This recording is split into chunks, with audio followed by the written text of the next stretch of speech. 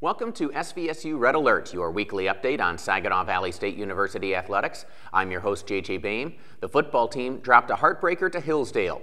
We'll review that with SVSU head coach Jim Collins as his team now prepares to take on Michigan Tech. We'll also review the fall golf season with head coach Joe Vogel. That's all ahead on this edition of SVSU Red Alert.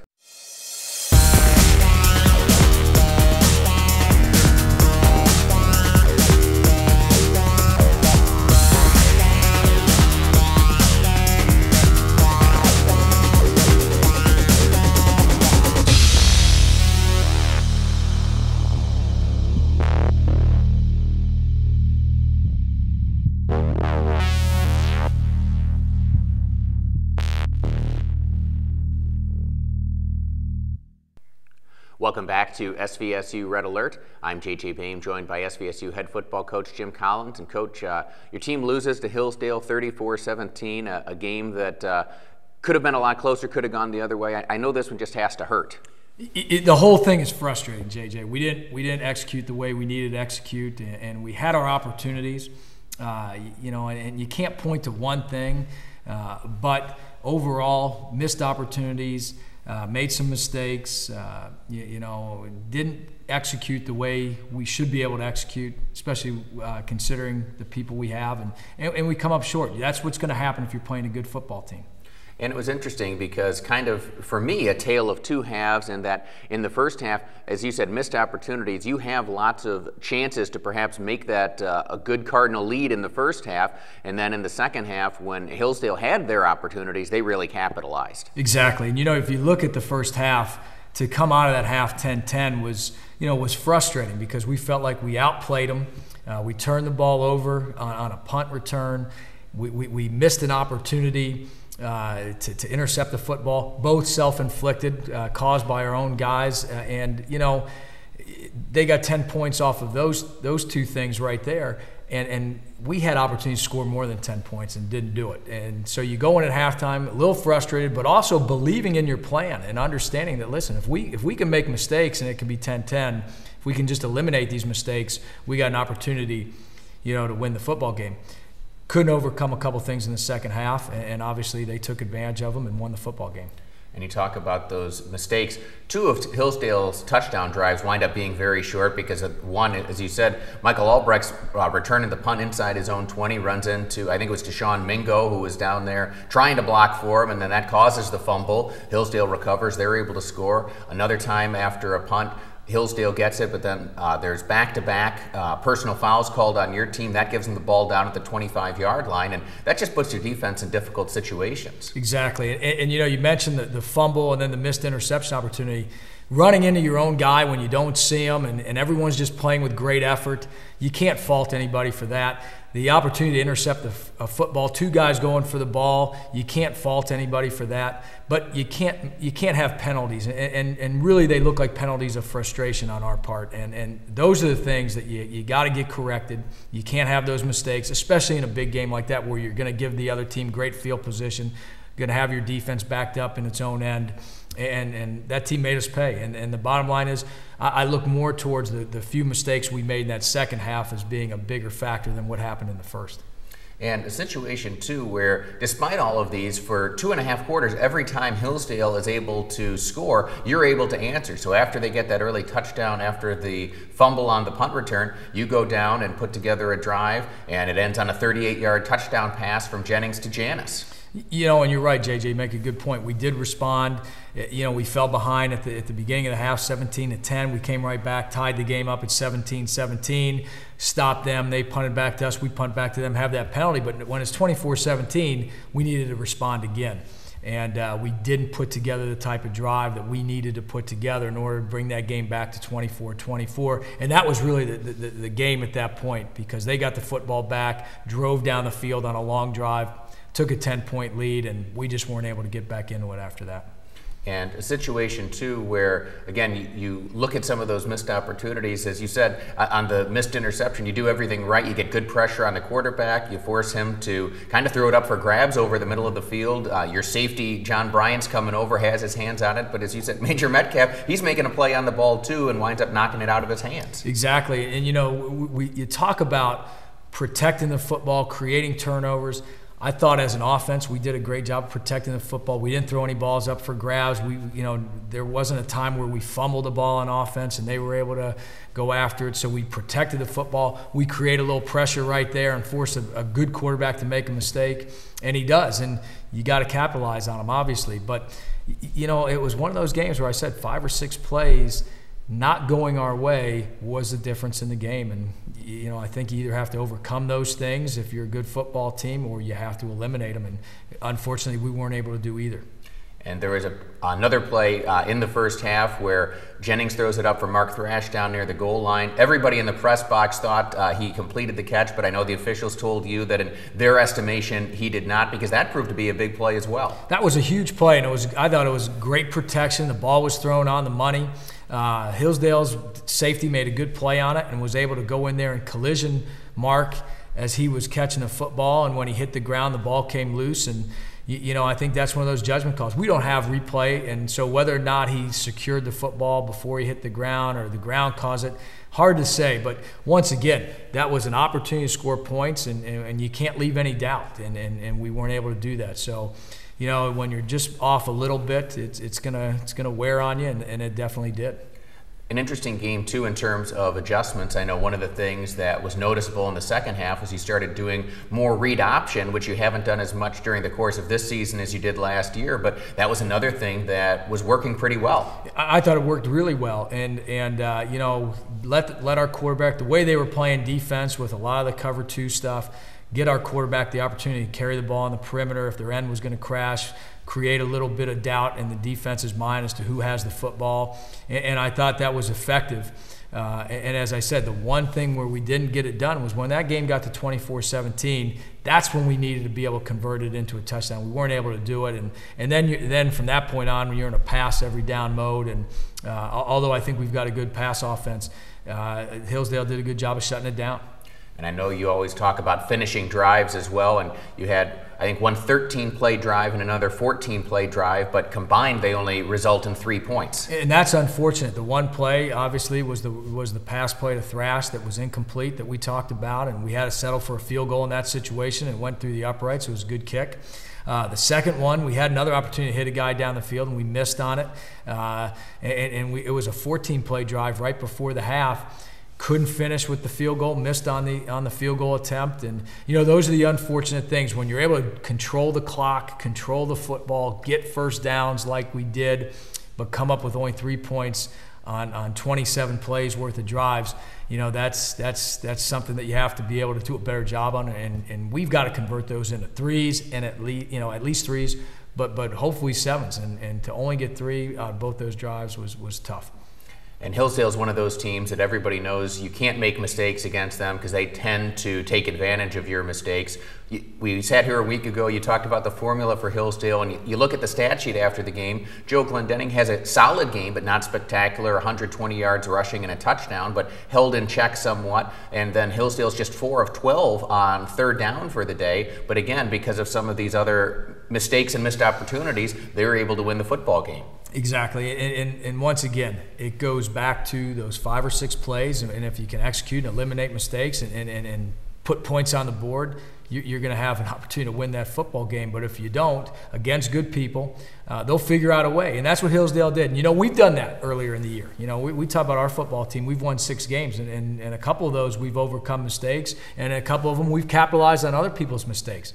That game we weren't able to do it, and it's unfortunate because I think we're a better football team than the way we played, and I think everybody would believe it. But we got to go out and prove it every week, and we're going to have a great challenge this week to be able to get another opportunity to prove that we're a good football team and we know how to win games. It's tough sometimes to find positives in a game like that just hurts so much. I mean, that was a very somber bus ride coming back from Hilsdale. But when you go and break it down, what are some of the things that you think you can build on? Because still 3 games left, and you're still right in the thick of things for the GLIAC North race. Well, if you look at where we are, you look at the good people. We've beaten good teams, and we also have proof coming off of this past weekend that we can play with good teams, and if we don't make mistakes, we should beat those type of teams. So I think, if you're totally outmanned, that's where you, as a coach and as a team, it gets tough. But when you know you're outmanned, when you know it's just a matter of correcting mistakes and working hard on getting those things corrected, I think that's a good feeling, and I think your guys can go out and be positive in practice, get things corrected, and build towards the confidence of winning a football game on Saturday. And that's what SVSU will try to do this Saturday against Michigan Tech. We'll preview that one with Coach Collins a little bit later on. But when we come back, we'll be joined by SVSU tight ends coach Trent Boyd. That's next on SVSU Red Alert.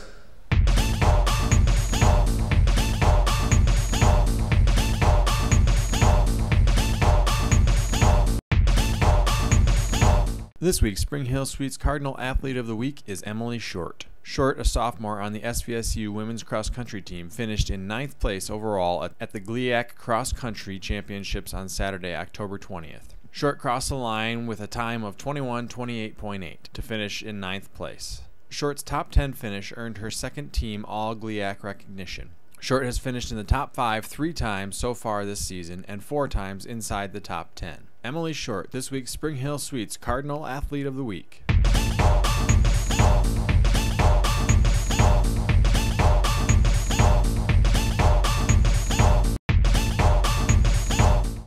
Welcome back to SVSU Red Alert. I'm JJ Boehm, joined by SVSU tight ends coach Trent Boyd. Trent, thanks for joining us. Thanks for having me, JJ. And first of all, you're one of the few position coaches this year that you get to work with a lot of seniors. You've got 2 senior tight ends, and I know that's something of a luxury. Yeah, I've definitely been blessed having older guys that have been through, the ringer and they know what's going on. It really helps in terms of practice. Guys that set the pace coming out every day. They're older and they know what's expected of them. And those 2 seniors, Zach Sesich and Nate Hoyle, we'll talk about Zach first in that you had to give him up for the first 2 weeks of the season because he volunteered to play left tackle. Yeah, there were some awkward circumstances with Zach playing left tackle, but we're definitely happy to have him back, playing tight end. He's done a lot, in the last few weeks in terms of playing more of a wide receiver position as a tight end. And Nate Hoyle's really done a great job of stepping up. When Zach was playing left tackle, Nate stepped into that starting role and really did a nice job. And there's a lot of times where both of those guys are on the field together, but as you said, one of them will be lined up as a more traditional tight end and the other one will be split wide. Yeah, we look at Nate as more of the physical tight end, on the ball, a good blocker. Zach's more of a guy that can work better in space, so it's good to get them both on the field at the same time because there's different things that each one can do, and we take advantage of having both of them on the field at one time. And even though he's the more physical guy, Nate Hoyle showed some pretty good hands and had a nice sliding catch against Hilsdale on Saturday. Yeah, he had a great catch. It was good to see a couple weeks back against Ferris. He got his first touchdown career reception, and it's good to see Nate get rewarded for a lot of the hard work he's put in. Throughout his career, he's been hurt, banged up, and he's having a good season this fall, and hopefully it continues going on to the last 3 games of the year. And again, tight end, one of those positions where you may not get many opportunities, but it does seem like this year, each of those guys has gotten opportunities down in the red zone and been able to make the most of them. Yeah, that's something we really have to continue to emphasize is taking advantage of those opportunities. You can't have drops, especially down in the red zone, goal line. Zach had the big catch against Wayne State down there in the end zone that, really helped us down in the red zone. And Nate, obviously, like I said, down against Ferris, had that big catch down in the end zone. So you got to take advantage of those opportunities. You're not going to get the ball thrown your way a lot in our offense. We really spread the ball out, but you got to take advantage of those opportunities when you do get the ball thrown in you. And then some of the other guys that are at the tight end position don't see the field very much at tight end due to the fact that you've got 2 seniors there, but other guys getting a chance to play on special teams. Yeah, there's guys getting a lot of good experience this year. Andrew Dillon, Max Shaper, even Chris Hurst. They're all on special teams. They're in the mix. Every week they're the next guy in. If something were to happen to Nate or Zach, those guys are ready to play. And, they've gotten the taste of it through special teams and getting out on the field, and they're ready to go. And it's interesting to watch kind of the evolution of the tight end position at the college level because it kind of has trickled down from the NFL where it was a forgotten position for a while. Then all of a sudden they kind of became glory guys last year. And now you see, I think, probably more of that coming into the college game as well. Yeah, you definitely see at the NFL level, they're taking advantage of guys matching up against linebackers. Big athletic guys to catch the ball and get upfield. And that's kind of the same thing we want to do with Zach. You get him the ball out in space. He's a bigger guy, harder to tackle. Get him the ball and let him make plays.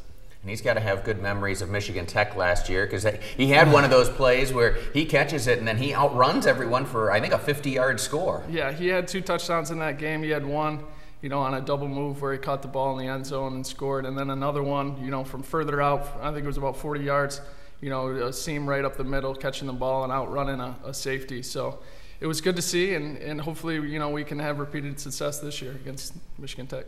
But I know those guys are also critical to the run game as well, because sometimes if you're going to be able to take that ball outside, it's that tight end who has to make the last block so the running back has a lane. Yeah, a lot of times those tight ends are picking up that extra guy that we can't account for with our offensive line. If safety's rolling down or linebackers out in the alley, they're critical to the run game and making sure that we're squared up on things. So I know it's been a pleasure for you to work with those 2 guys at the tight end position and get those younger guys ready to go. Yeah, it's definitely been a luxury. I like the group I'm working with right now, and hopefully we can, do something special this year. Well, we'll still have some opportunities to do that, starting with Michigan Tech. Trent Boyd, thanks for joining us, and good luck. Thanks for having me. And when we come back, we'll be joined by SVSU men's golf coach Joe Vogel. That's next on SVSU Red Alert.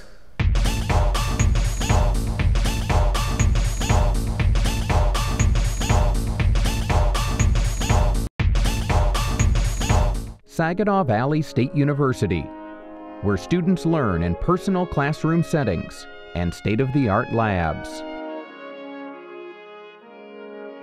Where students make a difference in Michigan's Great Lakes Bay region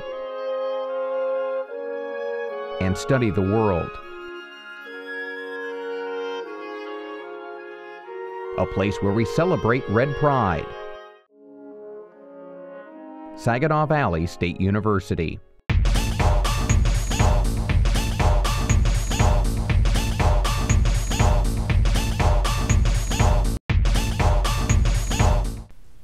Welcome back to SVSU Red Alert. I'm JJ Bain, joined by men's golf coach Joe Vogel. And Joe, your fall season has now wrapped up. Your team finished 4th place in the GLIAC Championships. Yeah, it was it's an improvement over the last few years, and the conference championship is like all of the other tournaments that we play in, very, very competitive. You got to be on the game all day long, and this time we actually stretched our conference championship out to 3 full days rather than trying to compact it into 2. Normally we used to do a 36 hole on the first day and then 18 for the second. This year we spread it out to 18 a day. So it made for a pretty interesting tournament. And despite that, it looked like from at least the scores that a lot of your guys were very consistent from day to day in terms of their play. Yeah, we had very ugly weather on the first day. High winds. In fact, we had wind gusts of up over 40 miles an hour, and that makes it pretty tough for that little golf ball to go where you want it to. Didn't play too well, but we didn't play bad. I mean, we got down 6 points to the leaders, or 6 shots to the leaders, I should say. And so, yeah, from that point, it was okay. We ended up losing a couple more on the second round. Down 10, but still, as I've mentioned to you before, we've got the kind of players, and there's about 8 teams in our conference that have the kind of players that can take it deep. And in other words, all 5 guys can go under par on any given day. Every coach is pretty much hoping or waiting for that to happen, and consequently it wasn't us, but it was Grand Valley. Grand Valley had one of those kind of days on the final round. They're down 11, they end up winning by 9 because they had 4 guys that basically got pretty hot. And they were able to do that, I know, with the flat blade, and I know that's one of the things you're really working on with your guys, is trying to make sure, because again, 1 or 2 putts around can make a big difference. That's right. We're really keying in this year on the 100 feet and in, basically 30 yards. And this game really boils down to who's making the 5-footers, who's making the majority of the 10-foot putts. And those 5-foot putts are critical. Anything inside there, if you're missing those, you're falling to the field. And that's the thing that we're working on, and that's the other reason why we think we've got just as good a program as 7 or 8 other programs in our conference, is that we've got the kind of players that can all hit the ball well. It's just a matter of who gets hot with the blade. And I know that you're pleased with the way that your team has been able to just, keep out there and keep playing well, because as you said, it's so competitive, and, guy has 1 bad hole, you got to just put that behind you, because it's a team cumulative score. Oh, exactly. And we've had some of our guys have a triple bogey on 1 hole and end up shooting 73. Yeah, and you take away a couple of strokes on that 73 because it might have been a mental mistake of some sort to get that triple bogey. But yeah, these guys are pretty mentally tough. I've got not only the 5 guys that played in the conference championship, I've got 3 or 4 more guys sitting back home that are just as good as those guys too. So we've got some strength going into the spring. And let's talk about the spring, because you've now put yourself in a position where you'll have to play well in the spring, but you're right there in the mix for being able to qualify for the NCAA Super Regional. That's right. You want to, through the regional play, and we've got 2 more of those tournaments that'll happen in the spring, plus another conference tournament. But really, those 3 tournaments still are what we'll be focused on for the spring. Our goal is always to be inside the top 10 through the region, and there's over 30 teams now in our region through a 7-state region. So right now we're probably 6th, 7th, somewhere in there, and with a strong spring, I expect us to be at the Super Regionals. What do you do to keep your team playing well during the winter? Obviously, you can't go out and play outside in Michigan, at least not much longer. So what do you do to keep them sharp and make sure that they're ready to play come springtime? Well, we have a very long-standing winter workout program that we've done for many, many years, and it involves a lot of calisthenics, weightlifting, muscle stretching drills. We get into some distance running. We also get into a little bit of basketball and a few other sports that kind of take our minds off, that grind of getting there 3 days a week of trying to keep your body in shape. But we also do some hitting and some putting. We've got some things set up over in the Ryder Center that not only are we doing those physical things, but we're also working on the game itself. Well, hopefully all of that work pays off, because I know you're looking forward to a good spring from your club. Joe Vogel, thanks for joining us. Thank you, JJ. And when we come back, we'll be rejoined by SVSU football coach Jim Collins. That's next on SVSU Red Alert.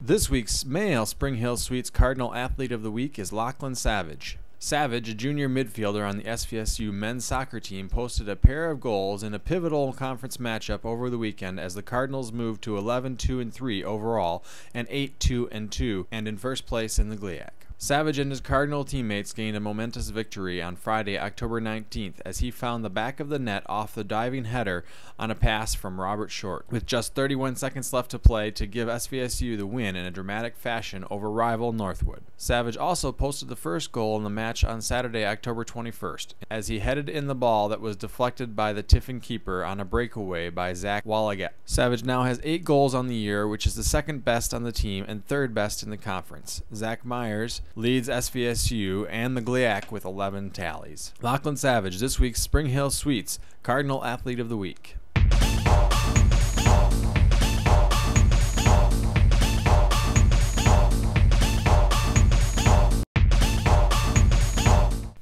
Welcome back to SVSU Red Alert. I'm JJ Bamery, joined by SVSU head football coach Jim Collins. And Coach, tough loss to Hilsdale, but you don't really get to spend much time dwelling on that, because you've got a tough Michigan Tech team coming to Wick Stadium.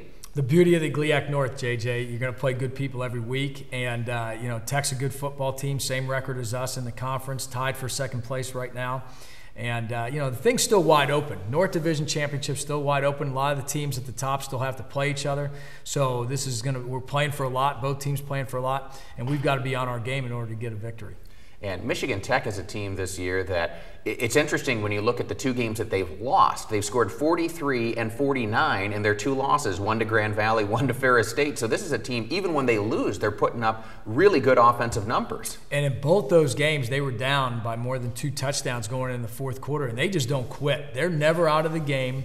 They have a really effective onside kick, which we've seen work a few times, where they can get the ball back after a score for their offense. And you got to be impressed with the composure of the quarterback. In games where everybody knows he's going to pass and they have to throw it to get back in it, they've been able to execute and put points on the board and get back in those games.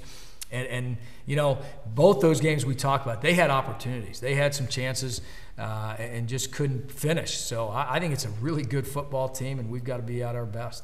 And I know from your standpoint, too, you have to then also go into a game knowing you can't have those missed opportunities that plagued you against Hilsdale, because Michigan Tech's too good in terms of what they can do if they've got the ball. You know, it's kind of interesting because that's exactly what we've been able to do to beat them. To beat them last year, we took advantage of our opportunities and we were able to just barely outlast them in overtime. So our guys understand that when you're going against a team like Michigan Tech, you've got to be at your best in all phases. And you know, it's going to be a great challenge for us. And we've got to be able to rebound and correct the mistakes we made last week and put those into action on Saturday. That's the bottom line. And I know, you know, people look at the numbers sometimes and figure, well, okay, if Michigan Tech's given up those kind of numbers, our defense can't be very good. But I know you've watched the film and feel like this is a defense that sometimes has gotten hit for big plays, but also is a very solid defense overall. Exactly, and I think you look at their front four. They're always big and strong on the front four, and they pressure the quarterback. And I think they're leading the league right now, or close to it, in yards rushing. So I think it's a good football team, a good defense, and if you have an opportunity to hit the big play, you got to take advantage of it because you're not going to get as many opportunities for the big runs because I think they're really physical up front. And what do you do to try to control them when they have the ball on offense? Because as you said, they're historically a very good running team, but their quarterback, Tyler Scarlett, has also done a good job of passing the football to wide receivers and a good tight end. First of all, you got to do a great job stopping the run because they want to run the football. They don't want to fall behind and have to throw it the whole fourth quarter. They want to run it, but they've got good balance, good receivers. Scarlett's playing really well. He's an accurate passer, and they're capable of hitting the big play on you as well. But I think it starts with stopping the run and forcing him into some third and longs and then getting pressure on him. If he's able to sit back and have some time, he's really effective. So it's a similar formula every week. I think the thing that sets this team apart from some of the other teams we've played recently is I think they feel comfortable with throwing it 50 times a game or running it 50 times a game. I don't think that's Wayne State's plan, obviously not Hillsdale's plan, but Tech, if you told them they've got to throw it 50 times a game to win the game, they'll do it, and they've done a good job of it. So. And I know that yours has been an offense that you've been kind of take what the defense gives you. If you look at the win against Wayne State, you run the ball more than you probably might have expected going into it. And then against Hillsdale, obviously you're behind, so you have to pass it, but had some success in the passing game. Well, we weren't as good as we should have been this past week, but overall, over the course of the season and the long haul, we've been pretty balanced, and we've got to have that balance. We've got to control the clock, get first downs, keep Tech's offense off the field as much as possible, and then we can't just settle on 3 points or no points at the end of some of these long drives. We have to convert into touchdowns.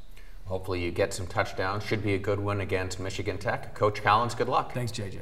And we thank you for joining us, and we hope you have enjoyed this edition of SVSU Red Alert.